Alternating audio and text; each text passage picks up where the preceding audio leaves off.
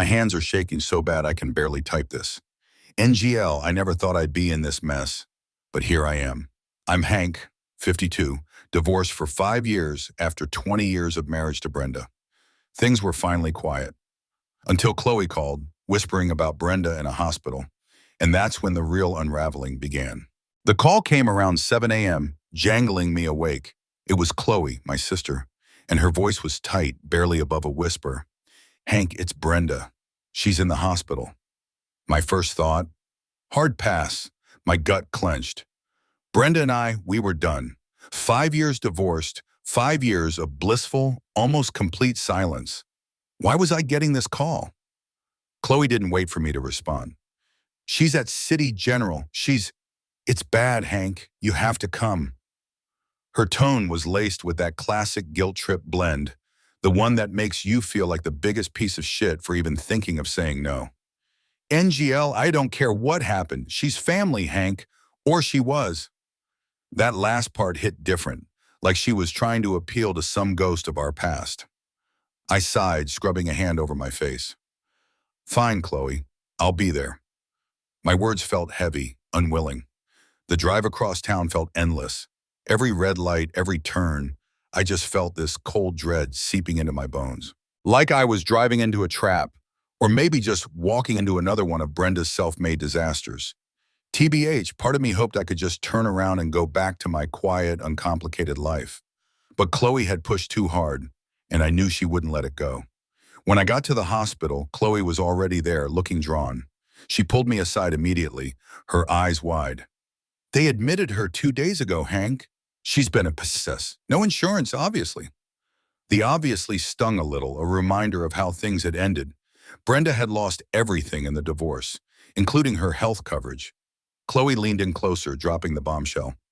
She overdosed on pills, and she'd been drinking heavily. They said it's severe depression. I just stood there staring at the sterile wall, absorbing the words. Pills, overdose, depression, IDK. What was I supposed to feel? Grief? Anger? Nothing came, just a hollow space where emotion should be. I must have looked completely blank, because Chloe stared at me, her face a mixture of shock and disgust. Hank, she almost died. How can you be so cold? Cold? Maybe, but that numbness, that's a protective layer built over years.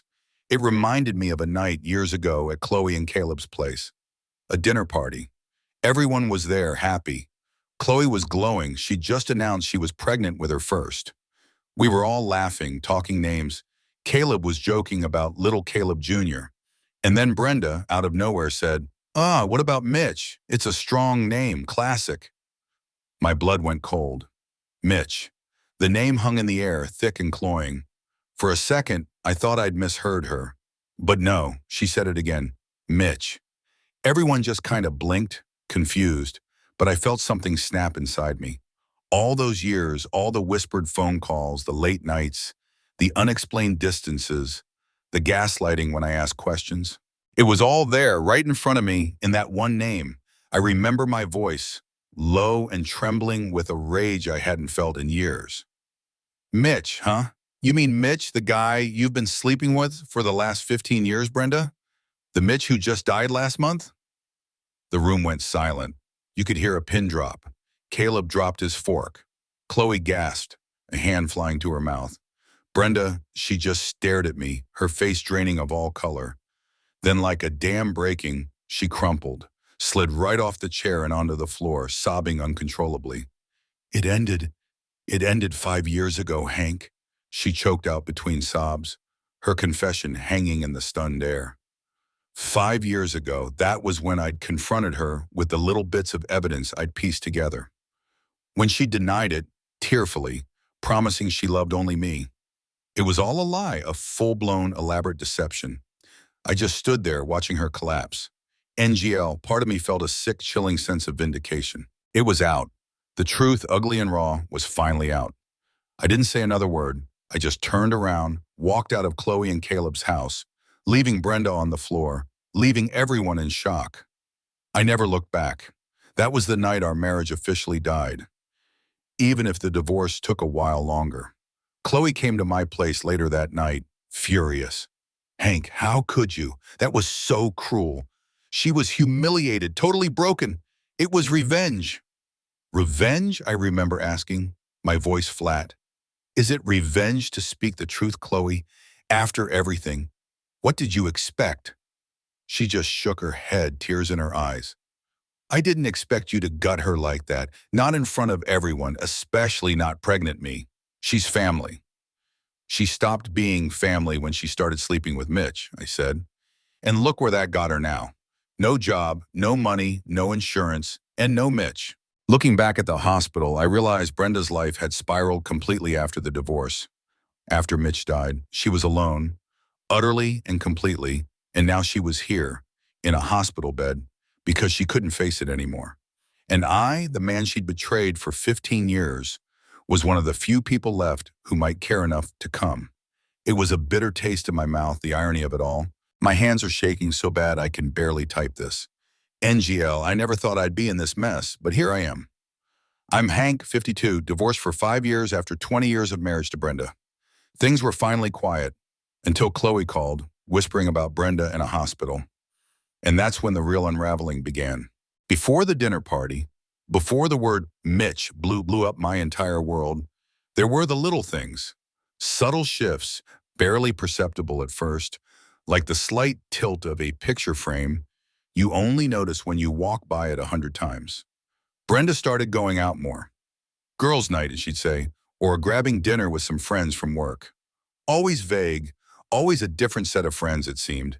I didn't think much of it then. People change, routines shift, right? Then came the new phone, a sleek, fancy smartphone, way nicer than anything she'd ever had, or, frankly, even needed. She was glued to it, constantly, texting, scrolling, sometimes just holding it and smiling at the screen like it held all the secrets of the universe. And she was secretive with it. If I walked into a room, her thumb would instinctively slide across the screen, minimizing whatever she was doing, or she'd flip the phone face down. It was a physical thing, almost involuntary. At first, I thought it was just privacy, or maybe she was online shopping and didn't want me to see. But the pattern became too consistent. Her emotional distance grew too. It wasn't overt arguments or cold shoulders. It was more like she was living in her own head, preoccupied. We'd be watching TV, and I'd ask her something, and she'd blink, like she was coming out of a trance. Huh? Oh, sorry, but what did you say?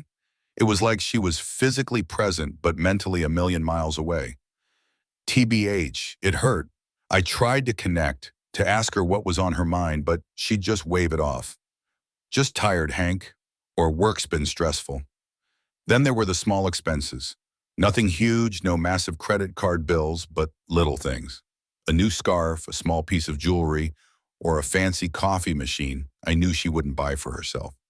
When I'd ask, she'd be dismissive. Oh, it was on sale, or a gift from a friend.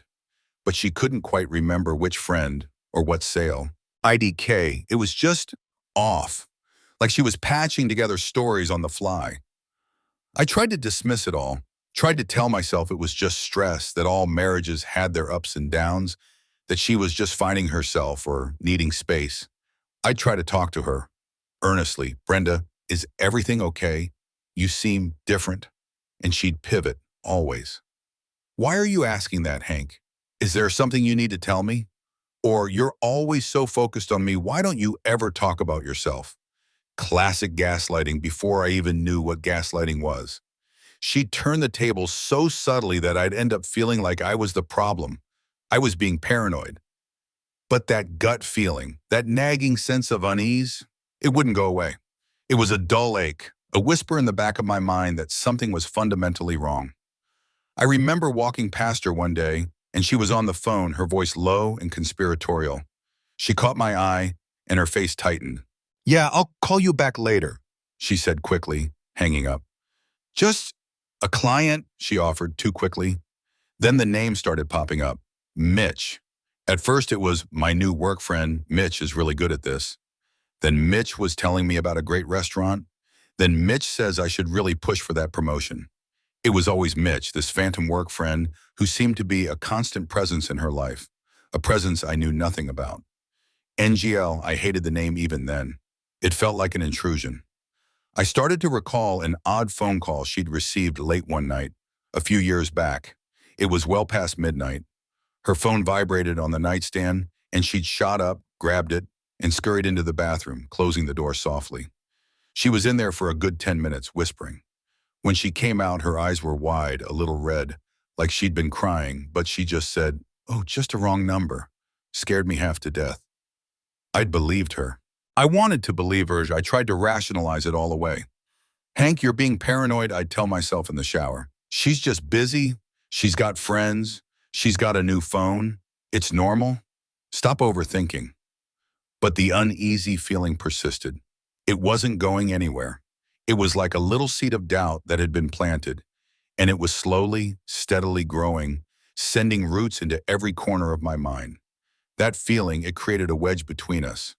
Not a shouting match kind of wedge, but a silent, invisible one. We were still in the same house, sleeping in the same bed, but we were miles apart. I started watching her more closely, picking up on tiny clues I'd dismissed before. The way her eyes would dart to her phone when a notification popped up, even if it was just a spam email. The way she'd suddenly need to go run an errand alone. Always. The way she'd sometimes smell faintly of a cologne that wasn't mine. It was like I was replaying scenes in my head, rewinding the tape and seeing things I'd missed. The small habit changes, the evasive answers, the constant phone use.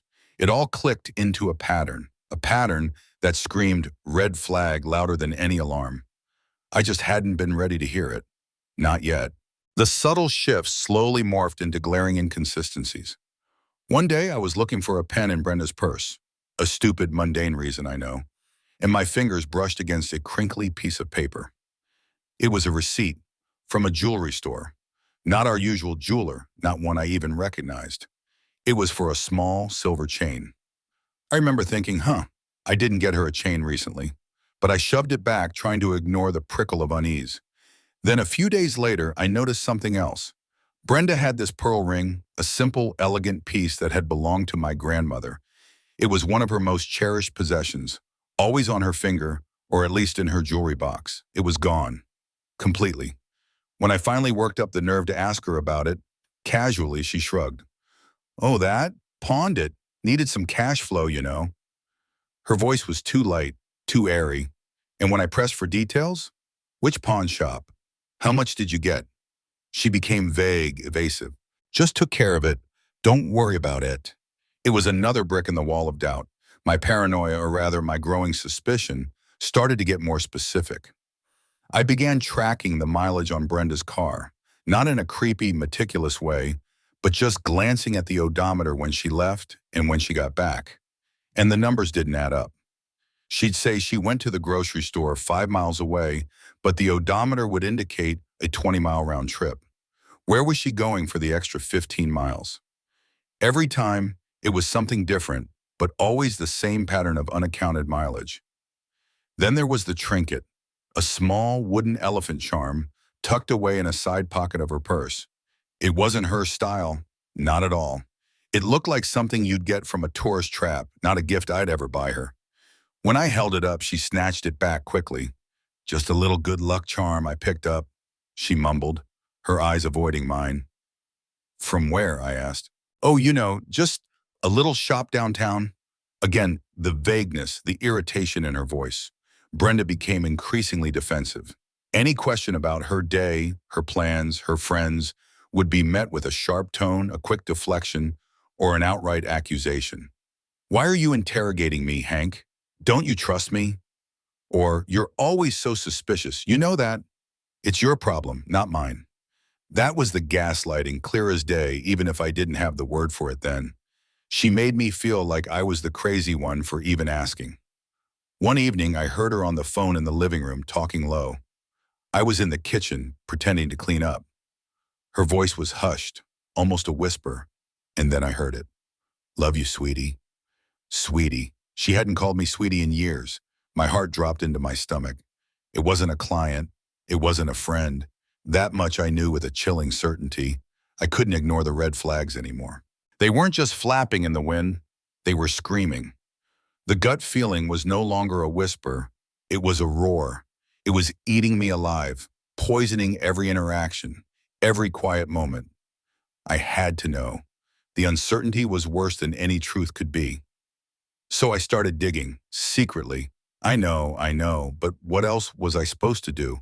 Her evasiveness left me no other choice. I got into our joint online banking accounts, pretending to check something mundane, and started poring over the statements. And there it was, a pattern of small, regular cash withdrawals. Not huge amounts, maybe 100 or 2 here and there, but consistently. Always on days she'd been out with friends, always from ATMs in different parts of town, nowhere near her supposed errands. It wasn't enough to raise a bank fraud alert, but it was enough to paint a clear picture for me. She was spending money I couldn't account for, money that wasn't going to groceries or bills. The weight of it all was crushing. I needed to talk to someone who wouldn't judge, someone who wouldn't just tell me I was being paranoid. I called Mark, an old college friend, discreet and straight shooter. We met for beers, and I just laid it all out. The whole messy, humiliating story. The phone, the mileage, the missing ring, the cash withdrawals, the sweetie. Mark listened patiently, his face grim. When I was done, he just nodded slowly. "Hank," he said, "this isn't paranoia. This is a pattern. You need answers. You need a private investigator." He even gave me a name, a guy he knew who was good, discreet, and gets results. My stomach churned. A private investigator? It felt like such a drastic, invasive step. Like I was crossing a line I could never uncross. But as I sat there, staring into my beer, a grim determination settled over me. I felt a mix of dread and resolve. I had to know. The truth, whatever it was better than this agonizing, soul-crushing uncertainty. That night, I went home and, with shaking fingers, started researching PIs online. The first step into a dark, unknown territory.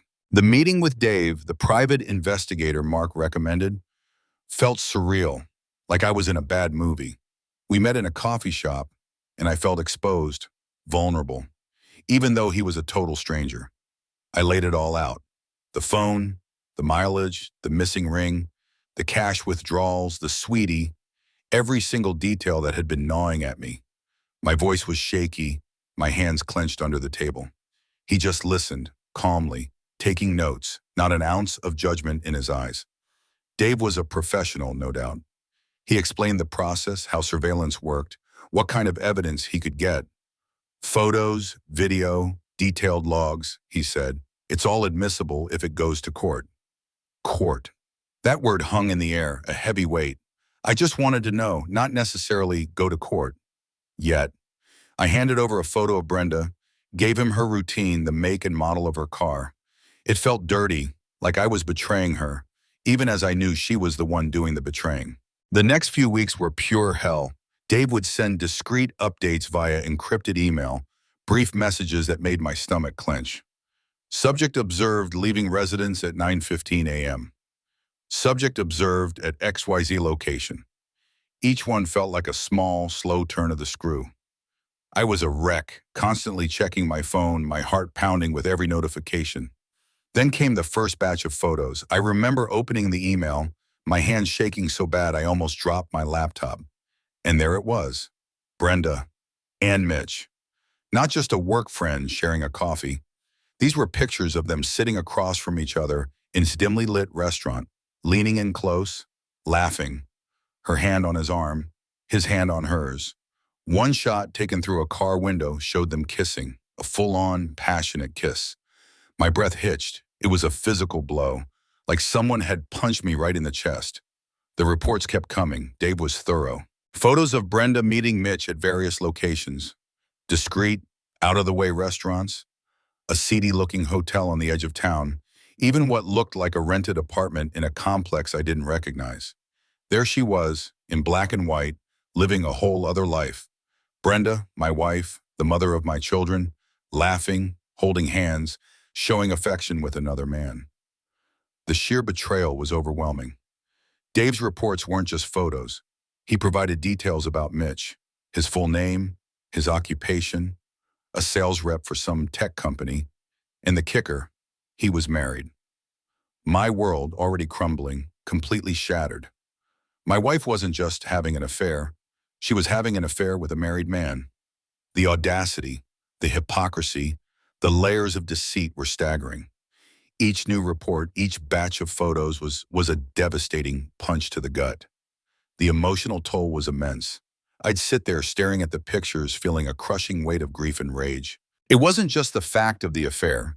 It was the sheer volume of evidence, the casualness of their intimacy. This wasn't a one-off mistake. This was a sustained, deliberate secret life. I started correlating Dave's findings with Brenda's past excuses and lies.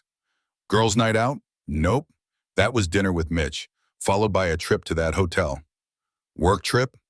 That was a long weekend with Mitch, documented with photos of them at a bed and breakfast 100 miles away. Every vague answer, every deflection, every bit of gaslighting suddenly made chilling sense. The web of deceit was so intricate, so well constructed, it made my head spin. The PI's findings laid bare the shocking extent and duration of their affair.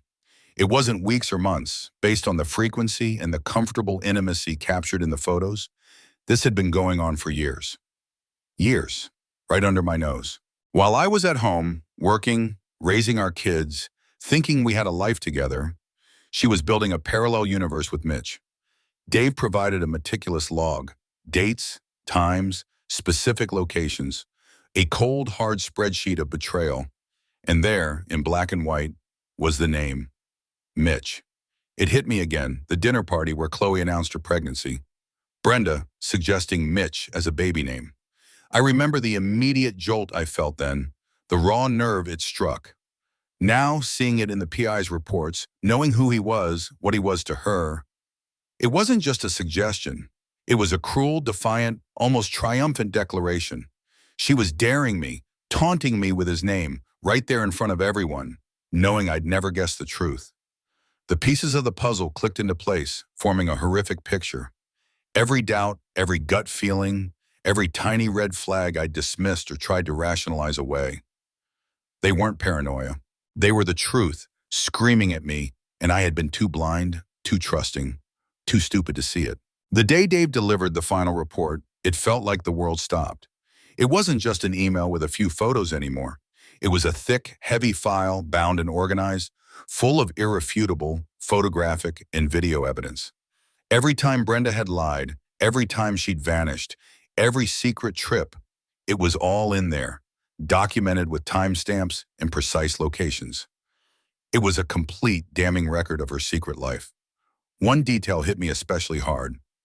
Dave had caught Brenda returning from an alleged work trip, which of course was another rendezvous with Mitch. She'd left her briefcase in her car overnight. The next morning, Dave managed to get a clear shot of the open briefcase. Inside, nestled amongst her actual work documents, were Mitch's sunglasses and a small, worn paperback book I recognized as his favorite author from one of her casual mentions. Not just a lover, but a part of her daily life. That detail cemented it. It wasn't just sex, it was intimacy, a shared existence. There was one photo that just ripped my gut out. Brenda and Mitch sitting on a park bench, looking completely at ease, comfortable, almost domestic. Her head was resting on his shoulder, his arm around her. They were smiling, a genuine, relaxed happiness I hadn't seen from Brenda in years. That image, more than any kiss or hotel receipt, conveyed the depth of their connection. It wasn't just an affair, it was a parallel relationship. And then the final confirmation. Mitch was married. That fact twisted the knife further. Not only had Brenda betrayed me, but she had knowingly, willingly participated in shattering another family. The callousness of it, the sheer disregard for anyone but themselves made my blood run cold. A profound sense of anguish washed over me, a bitter cocktail of betrayal and cold, simmering fury. The years of lies, the emotional manipulation, the constant gaslighting. You're just paranoid, Hank. It all coalesced into a suffocating blanket of dread. I wasn't paranoid, I was right. And it was worse than I could have imagined. I realized she had never loved me the way I thought. It was all a performance, a carefully constructed illusion. There was no going back from this. No amount of talking, no therapy, no miracle could fix this. The house of cards had crumbled, and all that was left was rubble. I couldn't live with the lie anymore. It was time for the confrontation. I spent the next few hours meticulously organizing the evidence, rehearsing what I would say, steeling myself for the inevitable showdown. My hands weren't shaking anymore. They were steady, fueled by a cold, righteous anger. That evening, I waited for her to come home. The air in the house was thick with unspoken tension, though she didn't know it yet. She walked in, threw her purse on the table, and started talking about her day, oblivious. I just cut her off. "Brenda," I said, my voice flat, "we need to talk." The confrontation was tense, raw, and explosive. Predictably, she started with the denials. "Talk about what, Hank? You always make such a big deal out of everything." Her eyes darted around, looking for an escape, a way to turn it back on me. "Are you still harping on about those extra miles?" I didn't argue. I just started laying out the proof. One by one, I placed the photos on the coffee table. The restaurant, the hotel, the kissing, the park bench, the briefcase contents. I played a snippet of the video Dave had captured, showing them walking hand in hand, laughing. Then I slid the PI report across to her, open to the page that detailed Mitch's marital status. Her face drained of color. The bluster evaporated, replaced by a horrifying recognition. She stared at the photos, her eyes wide, then looked at the report, and finally back at me, a desperate, cornered look in her eyes. "Hank, no, it's not what you think." "It's exactly what I think, Brenda," I said, my voice devoid of emotion. "It's all here. Everything." "How long, Brenda? How long have you been doing this?" She broke down, a spectacular, tearful collapse. Sobbing, she confessed the affair, trying desperately to minimize it. "It was just a mistake, Hank. An old history. It ended years ago, I swear." But the photos, the dates, the current evidence, they screamed otherwise. She was still trying to lie, even then. Her pleas for forgiveness, her desperate promises that it was over, that she wanted to fix things, they meant nothing to me. The love I once felt for her was gone, replaced by a hollow, aching void. There was no going back, no fixing this. I just looked at her, feeling nothing but a cold resolve. "I want a divorce, Brenda," I said, the words cutting through her sobs. "Our marriage is broken. Irrevocably." The truth had been unveiled, and our life together was now irrevocably shattered. If you've ever felt this kind of betrayal, you know the depth of that pain. Stick around to the end to see how life's costly choices unfold. The moment I told Brenda I wanted a divorce, everything shifted. I didn't wait. I packed a bag, grabbed my essentials, and found a temporary place to stay. The thought of being under the same roof as her, knowing what I knew, was unbearable. I needed space, not just physical, but mental, to process the magnitude of the betrayal. The very next day, I called a divorce attorney. I gave him Dave's full report, every photo, every date, every damning detail. He just nodded, his expression grim. "This," he said, tapping the thick file, "gives us a very strong position." I didn't want to screw her over, not entirely, but I wasn't going to be a doormat either. I wanted a fair division, an end to this chapter. Brenda predictably started with the emotional appeals. Texts, calls, emails, all begging for forgiveness, promising she'd change, swearing it was a mistake, an old history. "Hank, please, we can fix this. Think of our family." But her words felt hollow. The images, the lies, the years of deception, they had cemented a wall around my heart. I ignored them all. My resolve was cold and unyielding. There was nothing left to fix. Telling Chloe was one of the hardest things I've ever had to do. I met her for coffee, trying to be calm, trying to explain. She listened, her face falling with every word. When I told her about the PI, about Mitch, about the years of the affair, her eyes welled up. "Dad, no. How could Mom do this?" She was heartbroken, struggling to reconcile the mother she knew with the woman I was describing. It was a difficult conversation, filled with tears and a palpable sense of loss, not just for me, but for her, for the fractured family unit. She was torn, clearly, but she also saw my pain, the absolute devastation. The divorce proceedings officially began, and our lives quickly turned into a legal battleground. My attorney ensured I aimed for a fair asset division, but Brenda, true to form, tried to claim more to paint herself as the wrong party. She argued she needed more to start over, despite her own actions being the cause of our separation. Then came the discovery phase, and that's when the issue of the pawned rings came up. My attorney, armed with the information about the jewelry store receipt and the missing pearl ring, pressed her on it. She tried to deny it, then minimized it. But when faced with the hard questions, she admitted she'd pawned my grandmother's pearl ring. The attorney, doing his due diligence, pushed further, and it came out. She hadn't just pawned that one ring. She had systematically taken other valuable family heirlooms, small pieces of jewelry, antique cufflinks, a few silver coins that had been passed down through generations, and pawned them for cash. Cash that I now knew was likely supporting her secret life with Mitch. My cold resolve hardened into concrete. Brenda's financial situation quickly became precarious. With our joint accounts frozen and her own income being modest, she lost access to the comfortable life she'd grown accustomed to. The reality of her choices, of living beyond her means and funding an affair, began to hit her hard. The emotional and financial strain started to take a heavy, visible toll. She looked older, haggard, her usual polished demeanor replaced by a constant fret. Finally, after months that felt like years, the divorce was finalized.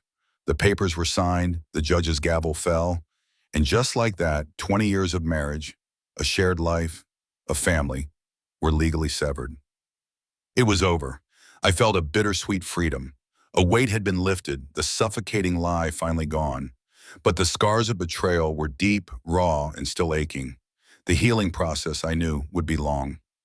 Brenda's world, meanwhile, was unraveling. As the truth of her affair became known, her support system dwindled. Her friends from work, the ones she'd used as cover, kept their distance.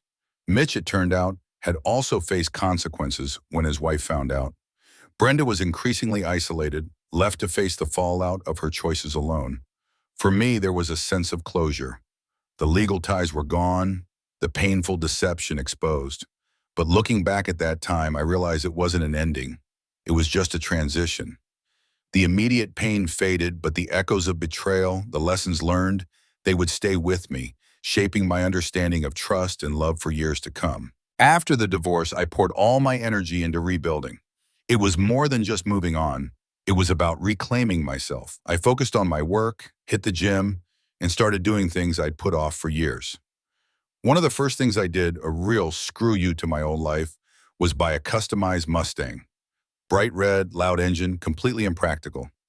It was a symbol of my newfound independence, a roaring statement that I was finally living for myself. Brenda, on the other hand, spiraled. Chloe became my reluctant messenger, often passing on updates or complaints about Brenda's struggles. She found it hard to maintain employment, bouncing between low-paying jobs that didn't stick. Her living situation was unstable. She moved from a small apartment to staying with various friends, then back to another cheap place. The financial stability she'd taken for granted was gone, and she just couldn't seem to cope. I maintained strict boundaries. No direct contact, ever. If Brenda tried to reach out, it went straight to voicemail or was blocked. Any necessary communication went through Chloe or my attorney for formal matters. It was tough on Chloe, I know. She'd call me, frustrated. "Dad, Mom needs to talk to you about something trivial. Can you just call her back?" "No, Chloe, tell her to email my lawyer." I had to protect my peace, my mental health. Through Chloe, I learned Brenda's health and well-being were declining. She was struggling emotionally again, and her physical appearance was suffering. IDK, what was I supposed to do? Feel sorry for her? She made her bed. I felt a detached sense of sadness, maybe, for the person she once was, for the wasted years. But there was absolutely no desire in me to intervene. My well of compassion for her had run dry the day I saw those pictures.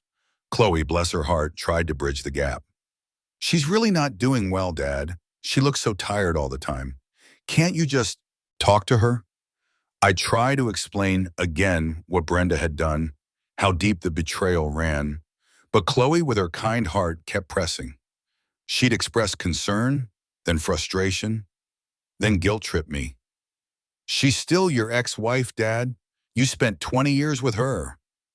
That's what made the calls tense sometimes. It also became evident that Brenda's lifestyle choices, particularly an increased reliance on alcohol, were a significant part of her decline. Chloe mentioned finding empty bottles, seeing Brenda slurring words on the phone. It was another sad, predictable consequence of a life unraveling. Occasionally, I'd see Brenda from a distance, at the grocery store or driving past her old neighborhood. She looked different. Her hair was often unkempt, her clothes seemed ill-fitting, and there was a constant weary slump to her shoulders. The vibrant, smile, and polished woman I'd married was gone, replaced by a shadow. It was a stark reminder of how far she'd fallen and how much damage her choices had caused, not just to me, but to herself. I continued to process the betrayal. It wasn't something you just get over. The anger, the hurt, the feeling of being utterly foolish, it lingered. I talked to my friend Mark, sometimes a therapist, just trying to make sense of how someone you loved could do something so destructive for so long. Chloe would still sometimes press me to be more compassionate. "She's suffering, Dad." I'd tell her, "Chloe, I spent years being compassionate. I spent years trusting her, loving her, while she systematically lied to my face. I'm done. My job now is to protect my own peace and mental health. Her suffering is a consequence of her own actions, not something I can or should fix." I felt completely justified in my decisions. This wasn't about revenge. It was about self-preservation. But the memory of the affair, the painful discovery, the image of her and Mitch laughing together, it still lingered. Like a phantom limb, an ache that would sometimes flare up, reminding me of what was lost and what I had survived. It made me wary, guarded, forever changed. Brenda's decline wasn't a slow fade anymore. It was a rapid, desperate spiral. Chloe's calls became more frequent, each one painting a grimmer picture. Brenda's depression had intensified, leading to erratic behavior, angry outbursts, and long periods of complete withdrawal. She was losing jobs faster than she found them, and the financial strain was immense. She couldn't afford her apartment anymore, and worse, she couldn't afford health insurance. That detail, no insurance, stuck in my mind, a chilling echo of our divorce. Chloe was consumed with worry. "Dad, she's not eating. She looks so thin, and she's barely sleeping." Her voice was often tight with tears or shaking with frustration. Brenda's drinking had escalated from a problem to a significant, undeniable addiction. Chloe described finding empty liquor bottles hidden in every corner, Brenda slurring her words in the middle of the day. It was bad. Chloe, bless her heart, tried everything. She tried to get Brenda into therapy, into AA meetings, even looked into rehab facilities. But Brenda resisted, vehemently. "I don't need help, Chloe. You're just like your father, always judging me." She isolated herself further, pushing away the few remaining friends who tried to reach out. Even Chloe found it harder and harder to get through to her. The desperate calls from Chloe became a regular occurrence. "She's getting worse, Dad. She's talking about how pointless everything is. I'm scared." I'd listen, a familiar tug of conscience warring with the bitter memories of the betrayal. I remembered the depth of the lies, the sheer audacity of her affair, the way she'd destroyed our family. The tug of pity quickly evaporated, replaced by a cold, hard resolve. She had made her choices. Chloe would recount instances of Brenda's self-neglect and dangerous habits, leaving the stove on, forgetting appointments, wandering off and getting lost. "She almost got hit by a car, Dad. She was just walking in the middle of the street." It was a clear cry for help, even if it was a destructive one. Then came that call, the one I'd been dreading in the back of my mind for months. It was early morning, still dark. Chloe's voice was hysterical, barely coherent. "Dad, it's Mom. She overdosed on pills. They found her unconscious. She's at City General." My blood ran cold. Overdosed, likely a suicide attempt. "You have to come, Dad," Chloe sobbed. "Please. She's all alone. She has no one else. They said she doesn't have insurance. They're going to move her. Please." Her words hit me hard. No one else. That was the crux of it. Despite everything, Chloe was still my daughter, and she was hurting. Desperate. I reluctantly agreed. It wasn't for Brenda. NGL, it was for Chloe. My love for my daughter, that was the only thing that could push me back into Brenda's orbit. The thought of Chloe facing this alone, of her mother dying alone, was too much. As I got dressed, I mentally prepared myself. I knew what this meant. A difficult reunion, Chloe's renewed pleas for compassion, the inevitable emotional manipulation from Brenda if she was coherent. I braced myself. The urgency of Brenda's situation forced me to confront the past one last time, to walk back into the wreckage she had created. I got in my Mustang, that symbol of my freedom, and started the drive to the hospital. The early morning roads were empty, giving me too much time to think. Every mile was heavy with emotional weight. The years of betrayal, the anger, the pain, the slow, agonizing unraveling of her life, it all swirled in my head. I was going back into the lion's den, not because I wanted to, but because my daughter needed me to. This was it, the final act. Sitting by Brenda's hospital bedside felt like a bizarre, unwanted reunion with a ghost. She was hooked up to monitors, pale and frail, a broken version of the woman I'd once known. Observing her like that, I couldn't help but reflect on the entire brutal journey. The subtle shifts, the gut-wrenching discovery, the explosive confrontation, the painful divorce, and the hard, solitary work of rebuilding my life, piece by piece. My customized Mustang, a symbol of freedom, felt miles away from this sterile, suffocating room. Chloe, ever the beacon of misplaced hope, sat on the other side of the bed, teary-eyed. She gently touched Brenda's hand. "Dad," she whispered, "she's so broken, don't you think? Maybe she still loves you, deep down. She needs you." Her words triggered a flash of memory, a chilling echo from our confrontation years ago. Brenda, trying to minimize her betrayal, trying to bargain for forgiveness. "It was only once a year, Hank, maybe twice. It wasn't real love, not like what we had. You were always the best Z with me, you know that?" The sheer audacity of her trying to justify years of calculated deceit with such pathetic, self-serving lies. The memory, even now, brought a bitter taste to my mouth. I looked at Chloe, then back at Brenda's unconscious form. Internally, I justified my actions, my detachment. I hadn't sought revenge, not in the way people think. I had simply walked away. I chose self-preservation. I chose to protect what was left of my soul. That wasn't revenge, it was survival. The memories of being relentlessly gaslighted, of her making me feel like I was the crazy one for asking questions, for noticing her subtle shifts. That pain resurfaced, raw and potent. The years of silent suffering, of questioning my own sanity while she lived a double life, those weren't things you just forgot. "Chloe," I said, my voice low, "what we had, it wasn't real. Not for her, not for years. It was a lie." How can you love someone who deliberately, systematically lies to your face for 15 years? I questioned her idealized perception of what we had versus the harsh, undeniable reality of Brenda's pervasive betrayal. "But people change, Dad," Chloe pleaded. "She's at rock bottom. Maybe this is her wake-up call." "Some things," I replied, looking directly at her, "simply cannot be forgiven, not forgotten. This isn't a small mistake, Chloe. This was a complete shattering of trust, a desecration of everything we built."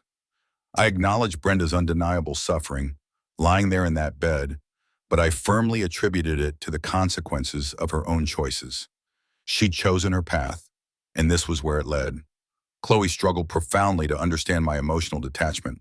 She wanted her parents to reconcile, to see the family whole again, even if it was a delusion. She couldn't grasp that the man she saw sitting there was not the man who was in love with Brenda anymore. That man had died the day I found out about Mitch. I made it unequivocally clear.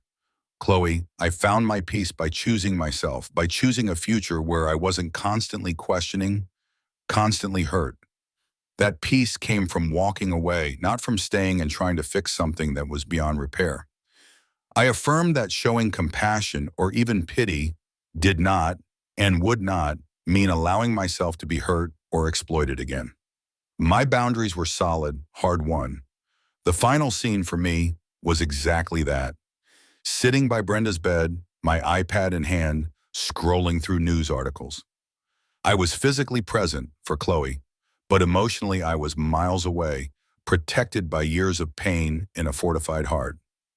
I accepted the harsh consequences of both my choices, choosing to leave, choosing to rebuild, and Brenda's, choosing deceit, choosing a path that led to this brokenness.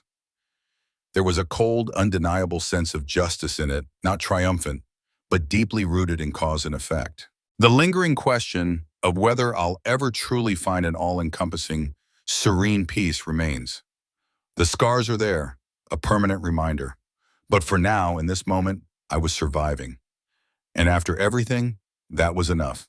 The story of Hank and Brenda is a chilling testament to the profound and far-reaching consequences of infidelity. Brenda's choices didn't just shatter her marriage, they dismantled her entire life. Her years of calculated deceit, her casual disregard for trust, and her pursuit of a secret life ultimately led to complete isolation, financial ruin, and a devastating mental and physical decline culminating in a desperate act in a hospital bed. Hank, though he found a bitter freedom, was forever scarred. The man who sat by her bed was hardened, detached, and wary, a testament to the corrosive power of betrayal. Their daughter Chloe was left navigating the wreckage of her family, a perpetual mediator in a war she didn't start, forever burdened by the truth of her mother's actions and the impenetrable wall around her father's heart. This isn't just a story about a cheating wife. It's a stark reminder that some wounds never truly heal, and the cost of betrayal can be a lifetime of regret and brokenness for everyone involved. The end.